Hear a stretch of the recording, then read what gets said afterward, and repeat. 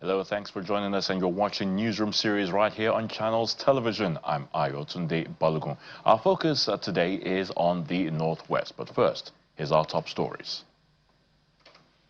It appears the storm is not over for the immediate past Attorney General of the Federation and Minister of Justice, Abubakar Malami, who has been rearrested by the Department of State Services over fresh allegations of terrorism financing. Security sources say the former Attorney General of the Federation, who is standing trial before a federal high court on allegations of money laundering, was taken into custody by security operatives on Monday, January the 19th, shortly after his release from the Kuje Correctional Center in Abuja. Officials of the Nigerian Correctional Service confirmed that Mr. Malami was released after perfecting his bail conditions. On January the 7th this year, Justice Emeka Nwite of the Federal High Court Abuja granted the bail applications of Mr. Malami, his wife and his son in the sum of 500 million naira each with strict conditions. The family had been remanded at Kuje following their arraignment by the EFCC on December 29, 2025 on 16 counts bordering on money laundering involving about 8.7 billion naira. The trial of Adeni Kayode, the driver involved in the heavyweight boxing champion Anthony Joshua's car accident, has been adjourned to February the 25th. The 46-year-old driver was charged to a Shagam Magistrate Court on January the 2nd, with Magistrate Olufumilayo Shumafon presiding.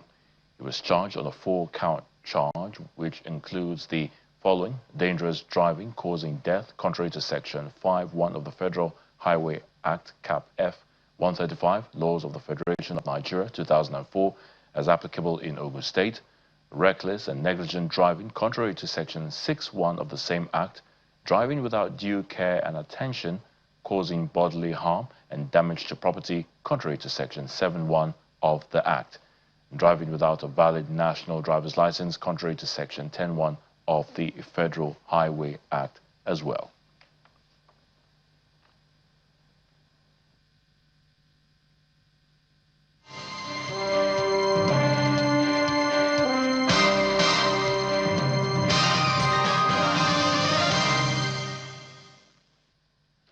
Governor Uba Sani has obtained his new membership card of the All Progressives Congress, the APC, declaring that Kaduna is gradually becoming a one-party state as a result of what he describes as purposeful and people-centered governance. The governor obtained his new membership card at the APC Kawo Ward office in Kaduna North local government area, in line with the ongoing APC nationwide e-registration and revalidation exercise. Speaking after obtaining his membership card, Governor Sani says the party is targeting 2.5 million new members. He says the APC has been embraced by the people of Kaduna due to the good governance provided by the party at both state and federal levels.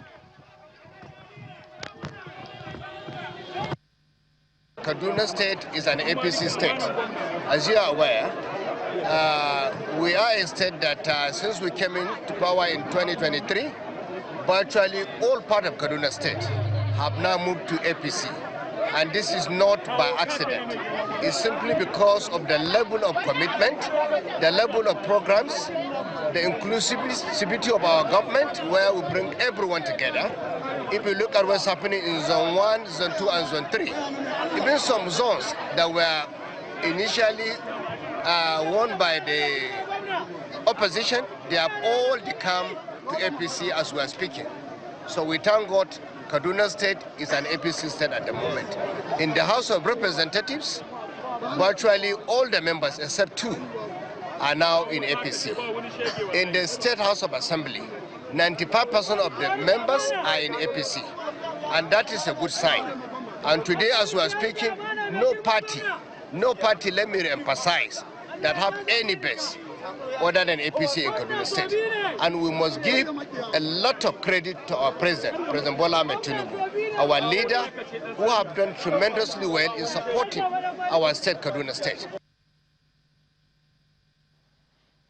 In Katsina, Governor Diko Rada has commissioned drilling machines as part of broader efforts to strengthen irrigation and enhance agricultural activities across the 34 local government areas of the state. He also launched the distribution of 1,100 motorcycles to Community Development Program officers selected from across the 361 wards of the state. Speaking during the ceremony held at the General Muhammadu Buhari Government House in the state capital, Governor Rada announced that the motorcycles were distributed to improve field mobility in monitoring government intervention, especially in the rural and hard-to-reach communities. He explained that the motorcycles are being used on hire purchase arrangements where government has provided 50% subsidy and beneficiaries will provide the remaining balance gradually over a period of 5 years. All wells with irrigation sites receive 10 gasoline water pumps, 10 naphthalene sprays, fertilizers and herbicide, pesticide, all provided for free of charge to all the locations I mentioned. This intervention demonstrates our commitment not only to provide the infrastructure, but also to ensure that farmers receive complete package required to succeed. In furtherance to this commitment, this government has successfully procured 6 more than 2 well drilling machines, 3 wheel air compressors, which we are launching today. This machine will significantly expand access to groundwater for irrigation farmers, reduce dependency on rain-fed agriculture, and support dry season farming across our local governments in the state.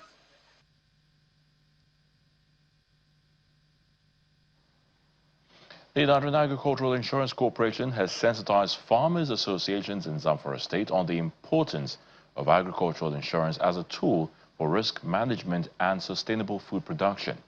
The sensitization program, held under the theme Securing the Future of Agriculture Through Partnership and Protection, is aimed at ensuring farmers can access affordable agricultural credit through insurance-backed farming practices. The awareness campaign brought together representatives of various farmers groups across the state, including the Rice Farmers Association of Nigeria, Poultry Association of Nigeria, Nigerian Association of Women in Agriculture, and the Women's Agriculture Empowerment Network. According to the corporation, agricultural insurance provides a safety net against risks such as floods, pests and diseases, while ensuring timely compensation that guarantees business continuity and improved food security. They are getting losses of their product during their farming. So that is why the federal government say let's create this NAIC to help the farmers to go back their production. So that's why they created this NAIC, and then they subsidize the premium they are paying. Instead of the farmer they pay 100%, the government say let's farmer pay the 50%, while the federal government pay the remaining 37.5%, and then the state government where the farmer come, they pay 12.5%. That is making the 50%. The sensitization was intended to move farmers from traditional high-risk farming practices to insured and resilient agricultural operations. The time of certificate, parading with certificates, is over. It's over. Just go and utilize farming.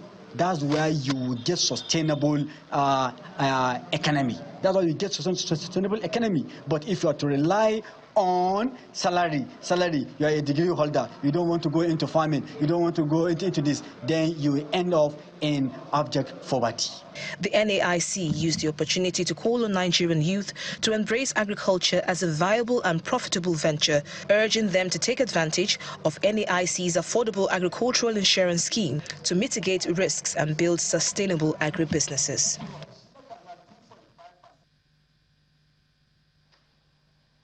Still in Zamfara, about 5 soldiers and a police inspector were shot and killed on Monday when bandits ambushed security personnel in the state. Channels Television gathered that the victims, attached to Operation Fansanyama, were on pass and traveling along Bingi Kwatakwashi to Guzo when the attack occurred. A top security source who spoke on condition of anonymity confirmed the incident to Channels Television. According to the source, the officers were ambushed by armed bandits at Kekun village along the Kwatakwashi axis in Bungudu local government area. The Inspector General, identified as Inspector Ibrahim, or Police Inspector rather, identified as Inspector Ibrahim, and 5 soldiers were reportedly shot and killed, while several other personnel sustained injuries. Now, the injured officers and the bodies of the dead have been taken to the Yarman Bakura Specialist Hospital in Guzo, where the wounded are currently receiving treatment, and the corpses deposited at the hospital morgue. However, when contacted, spokesperson of the Joint Task Force Northwest Operation Fansanyama, Captain David Adewusi, told Channels Television that he was yet to receive information on the incident.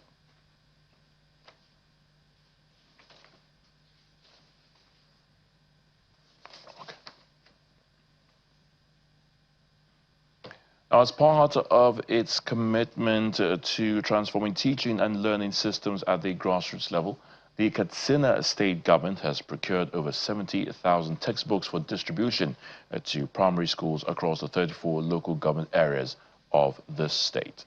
Now, the executive chairman of the State Universal Basic Education Board, Dr. Kabir Magaji, while receiving the trucks conveying the books in Katsina, announced that the textbooks were procured by the state government with support from the Universal Basic Education Commission, UBEC. He recalled that the state government has recently spent millions of naira on the procurement of 73,200 English and mathematics textbooks for primary 4 to 6 pupils. He called on education secretaries, school head teachers, and other stakeholders to ensure proper utilization of the materials to be distributed in their respective areas.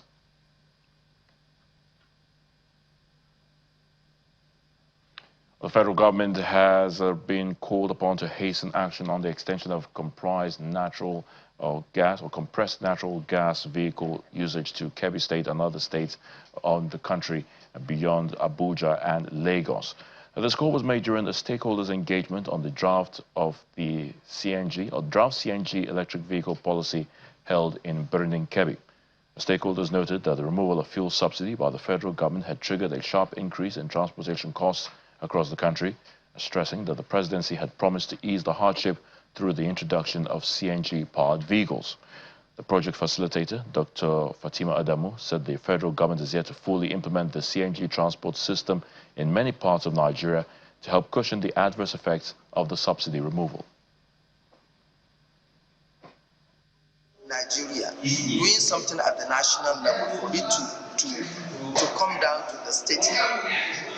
We need to develop a policy, the policy that the state will adopt. So, and that is what is happening now. Federal Ministry of Transport requested UNFP, that is United Nations Fund on Environment, to really support the government to develop the policy, and that's what we're doing.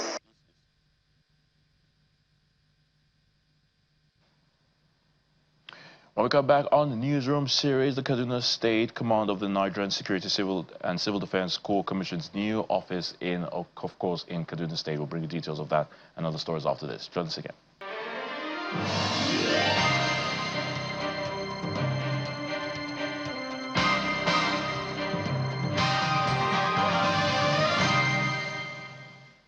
Welcome back to Newsroom series. We're in Kano now, where its residents have been experiencing blurred visibility, dusty air and cold as a result of hazy weather in the Harmattan season.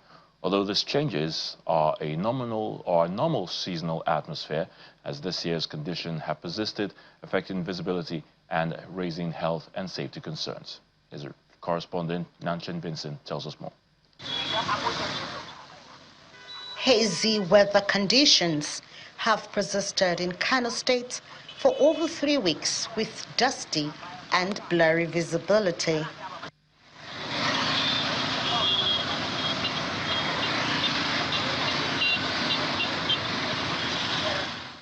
While some residents seem to have adjusted to these atmospheric conditions, others describe the situation as uncomfortable.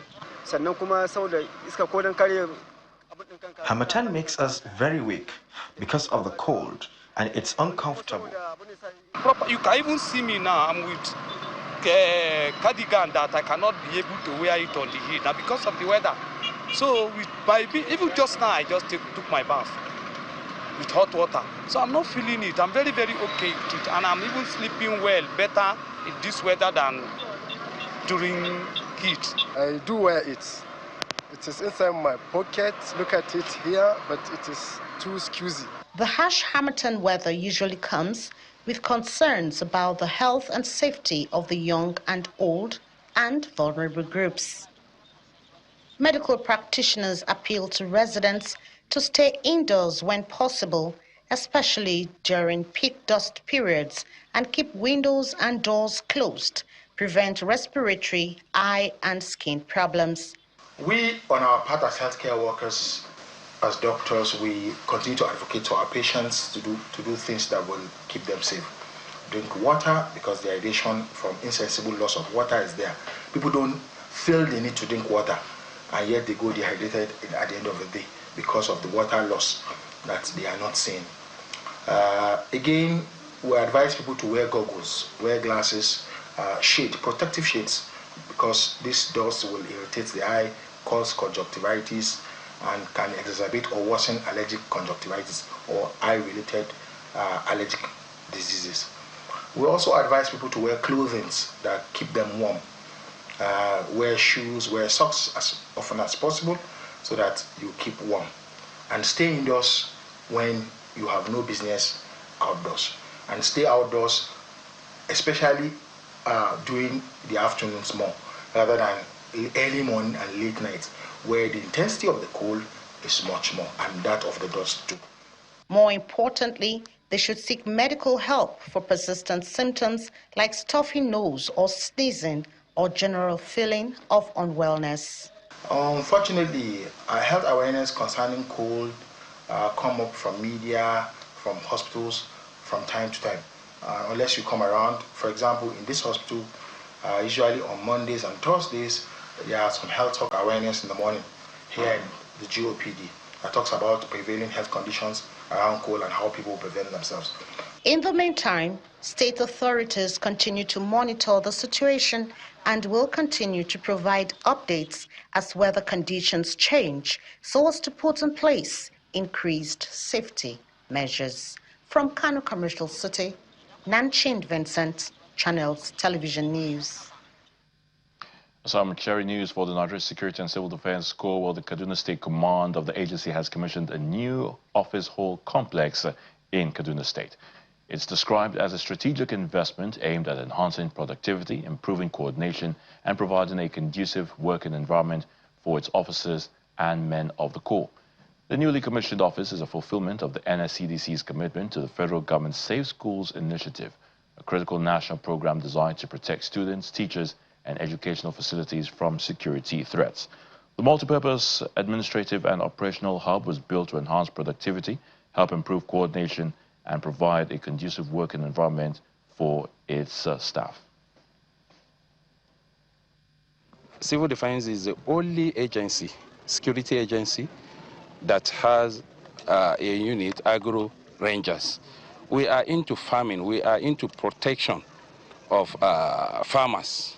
And Arizikì Noma has seen our activities and feel this is the way they can encourage us by coming to our aid to make sure that we are comfortable in our activities and in delivering every other thing that makes us comfortable. We are still in the business of protecting schools. We are the lead agency in schools and management of schools, Safe School. We are into Safe School, and in every school in Nigeria, our activities are being projected there. And even as schools have resumed, we have taken it as a task to make sure that students and parents are safe in all states and local governments, and even the districts where there are school locations. We are there to make sure that everyone have safety. We have personnel over 1,800 that are into the activities of protection of schools. The Nigerian Immigration Service has organized its maiden Train the Trainers retreat in Kano to strengthen the capacity of its officers and improve training delivery across the service. The retreat brought together selected senior officers and instructors with focus on modern training methods and current migration and border management issues. Our correspondent Abubakar Salihu reports. The support we can also do that. Participant in the maiden Train the Trainers retreat of the Nigerian Immigration Training School, Kano, began activities with a road walk designed to promote physical fitness and discipline. Every time you see someone talking about you. The retreat, held under the theme Emerging Trends in Modern Migration and Border Management, featured senior officers and trainers from different formations of the service. Speaking at the event, the commandant of the Nigerian Immigration Training School, Kano, Tony Okunome, said the retreat was aimed at upgrading training standards and preparing officers to meet current migration challenges. This is my way of telling everybody it's time for business, and I don't want business as usual. I want people to be trained, I want people to be reskilled and to retool themselves and be ready to give their best, irrespective of the challenges that we face. That's why I had to set this up. The program included lectures and interactive sessions led by resource persons with emphasis on modern instructional techniques and effective communication. Communication is the lifeblood, from my perspective, of effective border security. And so today I'm talking about effective border security through public communication. Because the thing about that is, no matter how or the kind of experience or how probably well-trained the officers are, if you do not properly handle the public communication component of your job, you will have challenges. Participants described the retreat as timely, noting that it will enhance training quality, improve border management practices, and strengthen operational effectiveness within the Nigerian Immigration Service.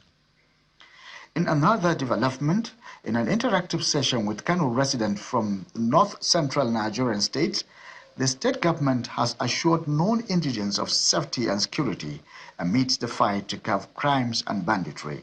Secondly, is to reassure you on behalf of His Excellency, the Executive Governor of Kano State, of the protection of your lives and property. His Excellency is so much committed to providing safety and protection for every individual that is residing in Kano, regardless of social, political, cultural, and whatever leaning it is. In their response, the delegation assured the government of their support and cooperation. Abubakar Salihu, Channels Television News. More security matters. The Kaduna State government and security agencies have dismissed reports of abductions of over 100 Christian worshippers by bandits during a church service in Kuminwali village in Kajuru local government area of the state. Now, the State Commissioner for Internal Security and Home Affairs, Mr. Sule Shaibu, made the clarification after the State Security Council meeting chaired by Governor Uba Sani. He says the claims about the abduction of such a large number of worshippers is totally false and misleading, describing it as the handiwork of conflict merchants who do not like the prevailing peace going on in the state. Members of the Kaduna State Security arrive at the Sir Kashim Ibrahim House for a crucial meeting chaired by Governor Uba Sani. During the meeting, security agencies, traditional rulers and top government officials review the security situation across the state, focusing on reports of an alleged mass abduction of Christian worshippers in Kajuru local government area of the state. Addressing reporters, the Kaduna State Commissioner for Police and the Commissioner for Internal Security debunked the report, which they describe as misleading and false, including an ongoing military operation in the area to clear the area of bandits and other criminal elements. I want to warn some of these troubleshooters. Please stop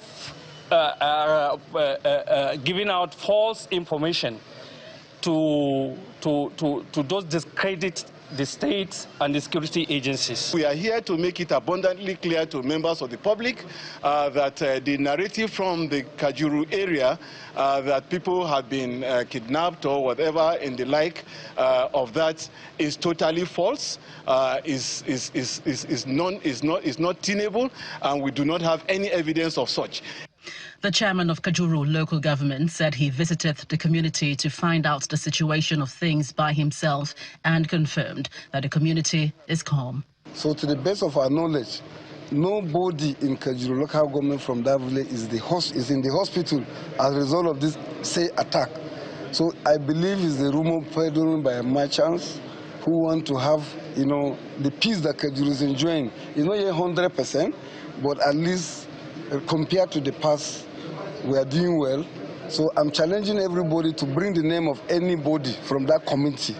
Amidst ongoing operations to track and neutralize criminal elements, security agencies are cautioning against politicizing security matters for personal interest. That's Newsroom series. Thank you so much for watching. I'm Ayotunde Balogun.